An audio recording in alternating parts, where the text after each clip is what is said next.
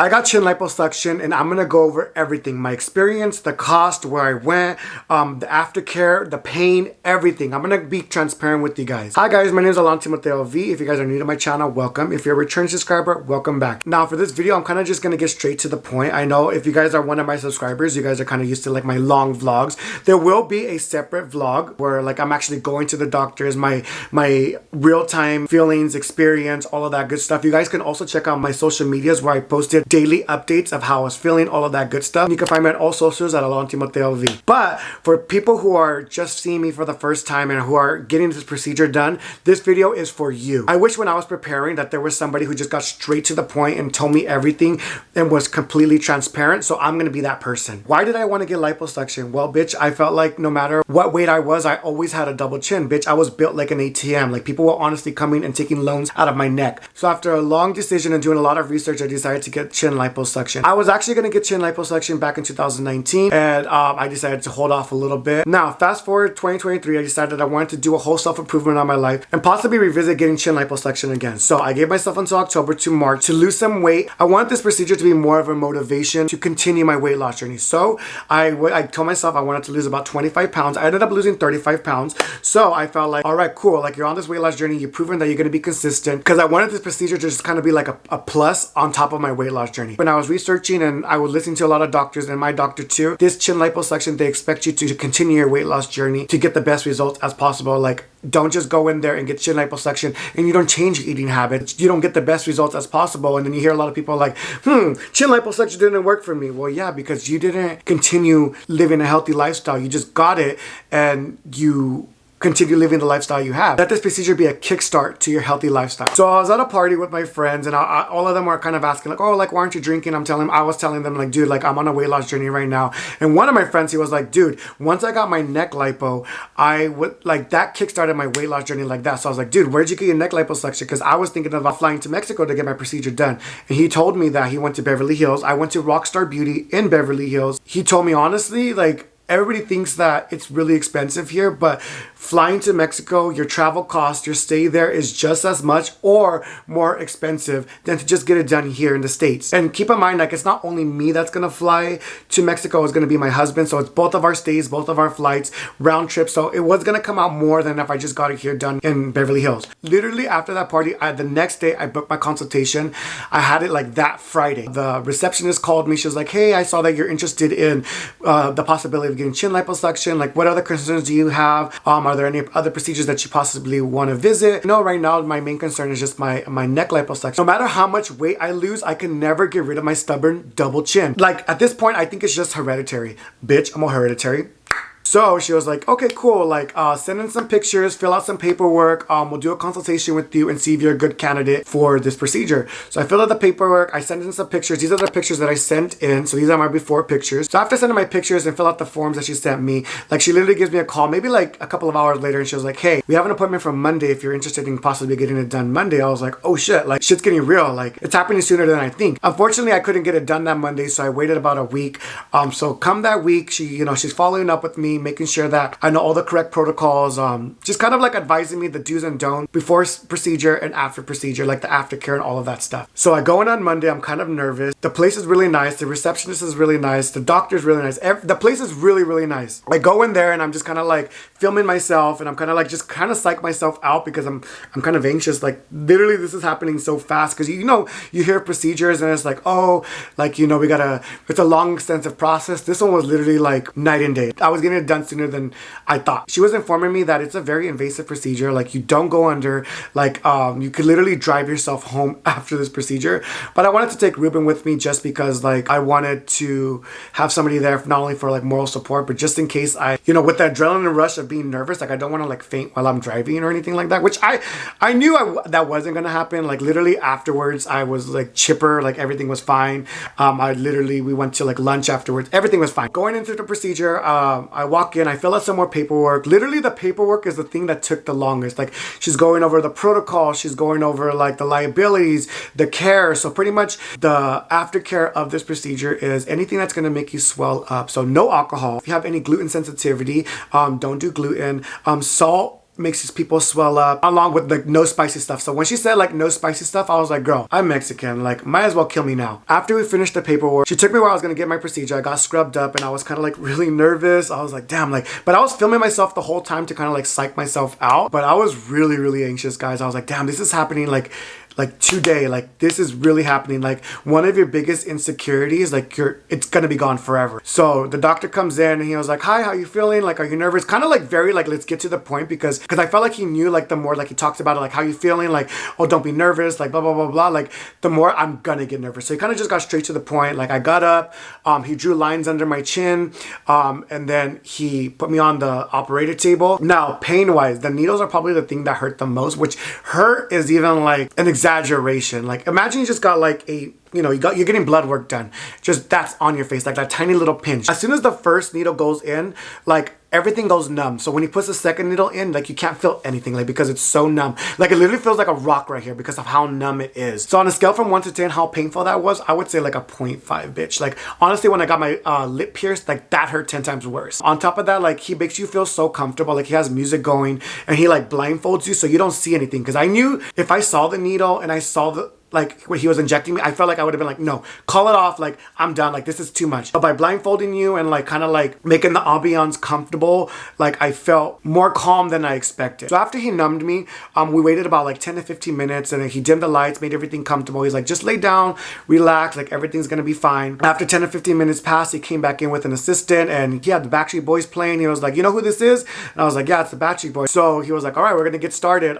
Keep your head up. And anytime that like during the procedure, like my head was kind of shifting down, he kind of like advised me to put it up. I didn't see like what he was putting in me, like it was, he just straight went to work. I felt no pain whatsoever. Honestly thought that it was going to be scary because I thought like there was going to be like a loud noise, like a vacuum noise, like or something that kind of would have like triggered me to be even more scared and more anxious. But it was quiet. Like he was just talking to me. He was like, how you feeling? You shouldn't feel any pain whatsoever. He just kind of went to town. He got on the side of my jaw right here. He got my neck, like where my you know, my double chin was, and just sucked out all the fat. The procedure itself, I would say that was like, I would say it was probably like 10 minutes that the procedure took. And he was like, all right, you're done. So after he did that, he stitched me up. I got off the operating table and he put the Faja on me with a foam pad right here. So make sure that the doctor gives you a foam pad. If they don't give you a foam pad, I would recommend going out and purchasing one like on Amazon. I think they're like $5. Get yourself a foam pad because that's really gonna help speed up the healing process. After I was finished with my procedure, he was just showing me how to put this on. So if you guys don't know how to put this on, there's gonna be like a kind of like a flap that hangs out right here, depending on which Faja you get. But he advised me that this little flap right here, it's gonna be on the outside right here, and you wanna have it as tight as possible. The more compression, the better. Now, I would say that the most annoying thing was wearing this. Like the first 2 days was brutal. Like I felt no pain on here whatsoever, but the headaches that I got from the compression of the head garment or the faja. On top of that, my prescription for like my painkillers and my antibiotics weren't ready until the next day. So I had to go like the first day just kind of like winging it out. Like I said, there was no pain on here whatsoever. Like when the numbness went away, there was no pain. I felt nothing right here. I did have some bleeding right here, but like it looks more painful than it looks. And if you guys want to get the blood out of your faja right here, salt and water will get it right out. Unless you're a serial killer, I never told you this. And finally, the next day when I did get my painkillers, honestly, all it did for me was make me nauseous. So not only did I have a headache, but I was nauseous as well too. Tylenol worked wonders for me. Like honestly, like the headaches did go away. Once it comes to the third day, you kind of get used to it and you're like, all right, I can get used to the pressure. I can get used to the compression. And almost like when you take it off to like shower, it feels weird like not to have it on. So you want to have it on. Let's backtrack a little bit. One day post-op, make sure you book your lymphatic massage. Book a week in advance, like to have yourself ready for the next day to get your lymphatic drainage massage. They are key to prevent fibrosis, to get the best results as possible. Book as many as you can. The recommended massages that I was told was about 8 to 10 massages to get the best results as possible and to have the best healing process as possible. I know you guys are probably thinking like, oh my God, like I'm literally literally like 1 day post-op. Like what if like the stitch opens and then like it like bleeds and like she's all like Edward Cullen like trying to stop the blood and I'm like right here like a bloody chin. No, that doesn't happen. Like you're gonna be okay. And on top of that, like I went to a place that specializes in post-op neck liposuction, BBLs, all that stuff. So I already knew that they knew what they were doing. I was in good hands. The massages itself feel amazing. The only thing that hurt a little bit is she had like this cupping mechanism that hurt. So pretty much she's like draining everything out of, you know, your neck because you're gonna have a lot of fluid right here. That hurt a little bit. On a scale from 1 to 10, I would say probably like a 4. It was a little bit uncomfortable, but the massage itself, like when she's massaging it, it feels so freaking good. Everybody's experience is different. Everybody's healing process is different. But for me, it felt amazing. I had little to no swelling and little to no bruising. I think around the 5th day, I did start getting like light yellow bruises right here, but that only lasted like a day. Post-op 1 day, getting your procedure, I took off my Faja. I already saw the results already. Like my jawline was starting to pop out and you look amazing. Now, you're gonna look worse before you look better. So around day 3 or 4, I did start noticing like, oh my God, like my jawline's not there anymore. Like, oh my God, am I not wearing the compression tight enough? You're gonna start having some more swelling, but then it goes down. So I am now 2 weeks post-op and let me show you guys what I look like right now. It's starting to come back. And I started noticing like in pictures, I'm starting to look different. People are starting to compliment me like, wow, like dude, like you look different. Like from your videos from like, you know, just a month ago, like you look totally different. So this is kind of like what I look like right now. And like I said, I'll put my before pictures right here. And then like recent I don't know why I'm holding my hand up. And recent pictures of how I look in photos now. You can tell like big time how big of a difference it is. Let me zoom you guys in just a little bit so you can kind of see where I'm at right now. Now you see this right here. You're gonna have like some little lumps right here. It's gonna feel kind of bumpy like the fucking Appalachian Mountains, bitch. But that's where the lymphatic massages are key. Go get them. And in between massages, you should be massaging yourself as well too. When I went in for my 2-week post-op appointment, he was like, all right, you no longer have to wear the foam pad, but I want you to start massaging yourself in between getting your lymphatic massages. So get yourself, he said, he recommended bio oil. I believe that's what it's called. You can pick it up at like Walmart, but I was like, I have a lot of oil cleansers and oil-based products. I've been using this right here. This is the Verse Cleansing Balm. I'll leave it down in the description if you want to get your hands on this. But anything that's not going to cause friction. So even if you have like a hydrating foaming cleanser while you're washing your face, really like start pushing it out like this. Give it some pressure. It doesn't hurt. I know it looks painful because it's a little bit swollen, but it doesn't hurt. And little by little, you'll start feeling the bumps start to go down and just keep pushing it and just go to town on your chin. You want to do this about like 2 to 3 times a day. I just do it in the morning and the night because I double cleanse. So I'm going to be using an oil cleanser or my cleansing balm. So I just do it then. And of course, the longer you do it, the better. Okay, let me see what else I need to talk about. Okay, so another question I got, how long do you wear this? Every surgeon or doctor is going to tell you different. So I advise talking to your personal doctor because if you call another doctor, they're just going to tell you, talk to the person that you got your procedure done with. That's what I was like hearing when I was watching like preparation videos, like hearing from different surgeons. Like, you want to talk to your surgeon directly because everybody's gonna have a different answer. I wore mine for about 2 weeks and he told me if you want to have the best results as possible, keep wearing it as much as possible for the next couple of months. So I wear it like at night, or if I don't have anything going on during the day, I wear it. I wear it religiously. Now, keep in mind, like I am going out with my friends now. I'm going out to family events, you know, work events, all of that stuff. I don't wear it when I'm out and about, but when I'm at home and I'm just editing or whatever I'm doing around the house, just cleaning the house, I wear it because I want to have the best results as possible. Like, bitch, I did not invest so much money in my face to not have the best results as possible. Now, let's talk about cost. So the procedure itself, I paid a little bit under $2,000 for the procedure, which I think is a pretty good deal compared to what I was hearing from other surgeons and compared to where I was going to get it done in Mexico. In Mexico, I think I was going to get it done for about $1,200, but that was not including the flights. That was not including the stay or anything like that. So I think that wasn't too expensive. When I've told other people, they're like, dude, that's actually that's actually pretty reasonable. I also invested in the lymphatic massages. So I started doing 2 a week. They're about $80 each and then $90 with tip. I know it's a little bit expensive, so it can add up. So for the first 2 weeks, I was doing it twice a week, and now I'm doing it once a week. And then I think once I hit like 10 or 11 massages, I think I'm just gonna stop going and just start doing my own massages on my own.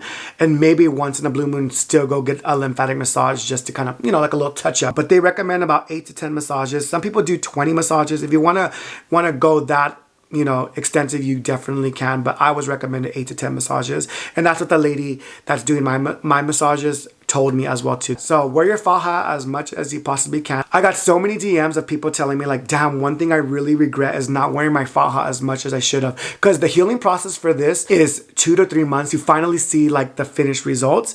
Your downtime is probably like a week. Like I would even say like there's little to no downtime, because literally I went on with my life. Like literally the next day, I felt no pain whatsoever. But to see your full results, 2 to 3 months. So within those 2 to 3 months, try to wear this as much as possible, whether it's just wearing it to sleep, wearing it around the house while you do cleaning. You know, if you don't care, you just want to go out in public with this, definitely wear it. But as for me, like, you know, being in the social media industry, I have to go to work events where it's going to look kind of odd. If I'm wearing this, I'm going to be taking pictures and filming content.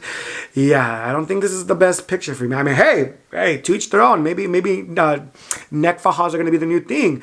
Bad Bunny, if I see you start rocking these, I'm going to run you my check and you're going to hear from my lawyers. But I feel amazing. I love the results that I'm getting. As you guys can see, you guys can definitely see a difference. People have... this thing's all falling off. Hold up. I went to my first event since my surgery, and people were like, dude, like you can see a difference. Like your side profile looks amazing. And they were just like blown away. Like they're like, dude, I'm about to book myself a freaking consultation. And shoot, shameless plug. If you guys want to go to the doctor I went to, I'll leave him down below and tell him that I sent you, bitch, at Alantimoteov. But I feel amazing. I'm loving the results. I do not regret it one bit.